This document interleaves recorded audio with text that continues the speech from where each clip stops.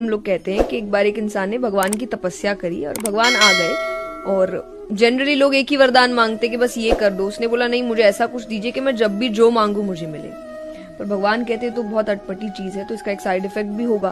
बोले क्या? बोले जो तुम मांगोगे तुमको मिलेगा, पर उसका डबल तुम्हारे पड़ोस को मिलेगा। उसने कहा मुझे फर्क नहीं पड़ता। बोले ठीक है। तो उसने गाड़ी मांगी, उसको मिली एक, पड़ोस वाले को 2 मिल गई। अब उसको अच्छा नहीं लग रहा, तो उसने एक घर मांगा, उसको 2 मिल गया। अब तो और इसको गुस्सा आ रहा है। अब इसका ध्यान नहीं पड़ा कि इसके पास इसको एक ही चाहिए थी ना, एक मिल गई। इसको एक ही घर चाहिए था, तुमको 2 छत तुम 2 मांग लेते, पर उसको एक ही चाहिए था, मिल गया।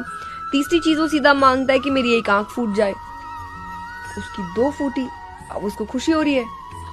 फिर वो का एक हाथ टूट जाए, उसके 2 टूट, मतलब उसको इससे खुशी हो रही है। तो ये एक्चुअली कहानी बताई गई थी कि इंसान खुद के पास क्या है उससे उसको खुशी या दुख का नहीं है, दूसरे को क्या मिल रहा है और दूसरे से क्या छिन रहा है, अभी पूरा उसका दिमाग सिर्फ उस पर चला गया है। तो आप अपनी लाइफ के ब्लेसिंग्स को देखना बंद कर चुके हैं, दूसरे के क्या चल रहा है आपका पूरा ध्यान उस पे है। थोड़ा सा ध्यान वहां से हटाइए और अपनी लाइफ पे लाइए, तो आपकी लाइफ सुधर भी जाएगी और आप खुश भी हो जाएंगे।